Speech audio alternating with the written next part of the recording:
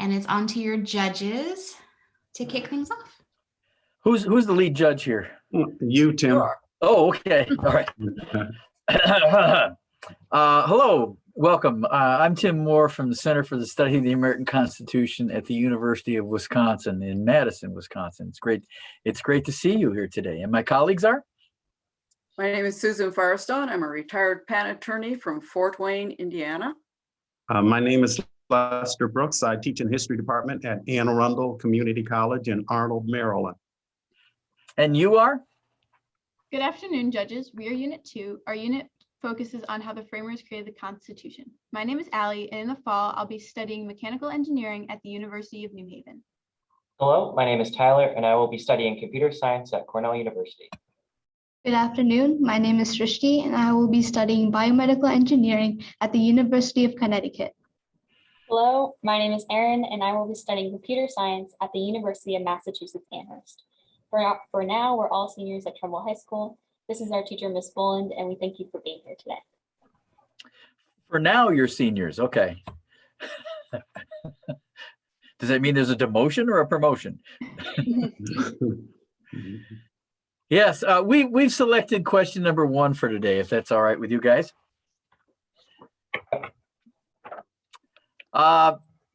What were the major disagreements amongst the 55 delegates during the Constitutional Convention in Philadelphia, and how were they resolved? What issues, if any, were not resolved, and what were the consequences? What changes, if any, should be made to the Constitution? You may begin. Tempers boiled in a stuffy room in Philadelphia in the summer of 1787. A once civil gathering of the young nation's prominent statesmen had lost its great coolness and temper, as Benjamin Franklin saw it, to the passions of the battlefield. Lines were drawn on the issue of equal versus proportional representation, but neither the large nor the small states were willing to yield any ground. It was at this crucial juncture that our home state's delegate, Roger Sherman, proposed the Connecticut Compromise. The delegates dealt with disagreements about slavery, sovereignty, the executive, and listing rights, to name a few. The framers understood that government was necessary, but experience also taught them that a government with too much power was destined to become oppressive. In the end, they created a document in which our life, liberty, and property were secured in 2 essential but structural ways. First, by the careful division and enumeration of power, and second, by the reservation of authority to the governmental entities closest to us, the states. The Constitution unified the citizens of the states under a centralized government that, unlike the Articles of Confederation, derived its power directly from the people. The Constitution is, in essence, a skeleton, a foundation upon which all laws are built that is broad and flexible in interpretation, yet sturdy and clear in intention. This is why the Constitution needed ratification amongst the states, and why new amendments need this as well. The first Congress resolved many of the unresolved issues in Philadelphia as they filled out the Constitution's skeletal framework. They created the judiciary, the first executive departments, and a revenue system.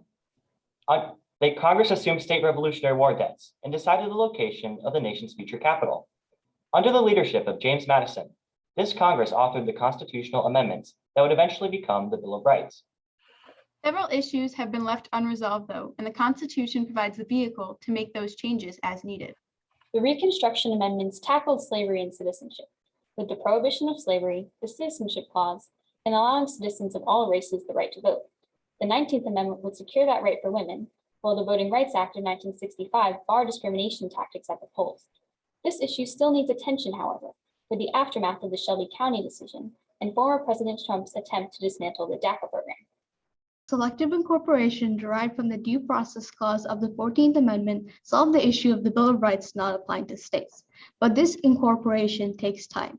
In 2019, the Excessive Fines Clause was finally incorporated in Timms versus Indiana. Political parties were not addressed at the convention, and that has led to intense polarization and government shutdowns today. The McCain-Feingold Act of 2002 tried to reform campaign finance, but the floodgates opened with the Citizens United decision in 2013. We believe that with the polarization of Congress, the rise of partisan gerrymandering, and the infusion of money into politics, the mechanisms created in the Constitution will not allow us to fix the issues of today. We need to fix those problems first. Therefore, we propose adding an amendment that would protect the right to vote. It would guarantee all adult citizens the right to vote, establish a nonpartisan administrative body to run elections that would automatically register all eligible voters, and impose basic standards of voting access for state and local elections. We also propose adding an amendment that would give Congress the power to regulate and set reasonable limits on the raising and spending of money by candidates and others to influence elections, as well as to draw a distinction between persons and corporations. Before these changes can be made, we need to amend the amendment process. As the late Justice Scalia observed, a population the size of Rhode Island can effectively block an amendment. He said it ought to be hard, but not that hard. Thank you. We are now ready for your questions. I have a question about the delegates. I have this opinion that we should not be so nice to the delegates at Philadelphia, because they really weren't on task. They didn't do what they were sent to do. Is anybody with me on that, or do we want to give them a pass that they did the right thing? I would actually agree with you. I think that especially some of the delegates had own moral beliefs, but then kind of refused to do those because of what they thought would be best for their state rather than what was best for their country. For example, James Madison at the Constitutional Convention called slavery the United States' original sin, and yet he himself thought that slavery would be okay because in Virginia they had a surplus of slaves. So they thought that compromising to eventually end the slave trade would be better for his state, where he and his own state would find economic growth by being able to have the sole providers of these slaves in the southern states. I would have to disagree with what Aaron states. I think that at the time, during like the Articles of Confederation period, the nation was under significant stress from foreign adversaries at the time. For example, the British had troops in our Northwest territories along forts around the Great Lakes, as well as a Spanish blockade in the South, and North African pirates seizing American ships. And I believe, and with many of the Southern delegates, even such as Charles Pinckney, for example, threatening to leave the convention, like coming to the conclusions on these issues was just not going to happen, and it could have led to the entire falling apart of the Union. So I believe that they did not fix although they did not fix all the issues, I think they did as much as they possibly could have in order to keep the Union alive. Thank you. Go ahead, Susan. Okay, you mentioned, one of you mentioned, I think it was Madison, that felt more akin to a state citizenship versus the US citizenship. Can you expand on that a little bit more on why that might have been the case?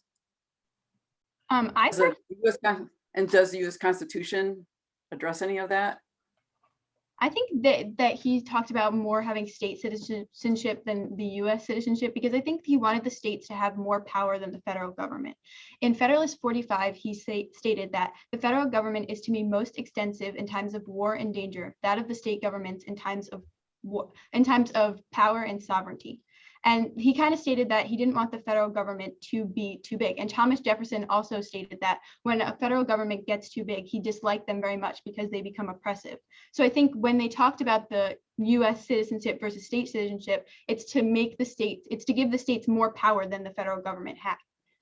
In addition, the citizens of their own states were more aware of what was happening in their own states than in other states due to the lack of obvious technology, because they were not aware of what was happening around them except in what was happening in their own state. And I think that has been reduced because of technology and social media, which we now are able to understand what is happening around our own world, and therefore are having a more national opinion than more of a state opinion. So I think that has also been a factor in contributing to expansion of our opinions to the national level. And even the 14th Amendment kind of expanded the federal power, because it allows all citizens who are all naturalized citizens to be citizens of the United States. So I think that was also a factor that played in.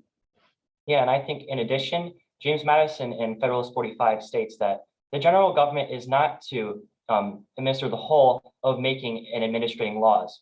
Rather, its jurisdiction is limited to enumerated objects which concern all members of the Republic. And I think this is mainly due to the experiences of the Articles of Confederation, how in some respects, except for example, for a common defense or for interstate commerce, when states were putting tariffs on each other's goods and it was leading to competition between the states, the government was not effective at that time. And they realized the central government needed to have some power in order to, enact policies that for the common good. However, they still agreed with like Aristotle's claim that a small homogeneous society is the most effective way to achieve the common good. And this is why concerning many issues such as interstate commerce or even policing and even later on education, having states like do these issues was very important to them. We've got a lot of, you mentioned political parties and polarization, right? And since we have that, why not do something with the terms of these politicians? What could be done to stop this polarization? I think a great way that could reduce polarization in our country is actually introducing more political parties, which I think could be done with proportional representation. However, multi-member districts are outlawed by the House rules, and therefore which we can go to mixed member proportional representation, which requires single-member districts, which was recently instituted in New Zealand, which resulted in a lot of new parties that arose, such as the New Zealand First Party, as well as the Green Party, and allowed a lot more opinions and of the people to be represented in the legislature. And so I think that could be a solution to a polarization, because it would require a coalition government and force these parties to compromise to some point. I would have to agree with Shrushi. I think we need to add more political parties because not everybody aligns with the Democratic and Republic view. In the past election, 39% of people are registered as independents. In Colorado, 18 to 33-year-olds, 48% are registered as independents. And we see that divide now. They don't fit with the Democratic ideals and they don't fit with the Republican ideals. So we need more independent parties in the legislature to kind of fit the way that the country's moving. Yeah, I'm in the same boat. I'm registered as an independent because I have a strong sense of the Second Amendment. I like the Second Amendment, but I also feel that women have the right to choose. So I'm not really in that Democrat or Republican side of it. And it's when it comes to voting, it's what's one of those do you agree with more? And I don't think that should be right. I think people should have the liberty to pick a party where they agree with the most, not which one is a lesser evil. I would agree. I don't think that that term limits will necessarily solve the issues of political polarization within these two political parties, because it really just spans to people in general, especially with the introduction of what social media adds to this political polarization. In a study done by the Pew Research Center, it found that 63% of Americans who are politically affiliated would not want to speak with the opposite, someone of the opposing party on social media. And so if we can't even have this discussion and we can't even talk about our differences and our agreements between our two political parties, then we'll never get anywhere with finding compromise. Was secrecy a good idea for Philadelphia? Overall, I do think that secrecy was a good idea in Philadelphia. We can see with many of the issues in the Constitutional Convention, especially with like ratification, it was very contentious at the time. And by allowing the public's influence on the delegates, it could have led to grandstanding and for example, like political, can I continue the thought? Yep. All right. And it could have led to more polarization. And during that time, the framers understood that, especially after Shays' Rebellion, that a new government was needed. And by thank you. We got to cut it there. I'm sorry, Tyler. Nothing personal. Yep. You're a great answer. Hey, ratification shows the messiness. So I got it. Good job.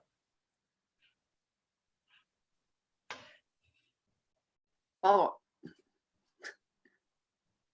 Feedback? yep, feedback. Okay. I guess I'll start out. I like that you had an interesting comment when you talked about Philadelphia, a stuffy Philadelphia room. And can you imagine that?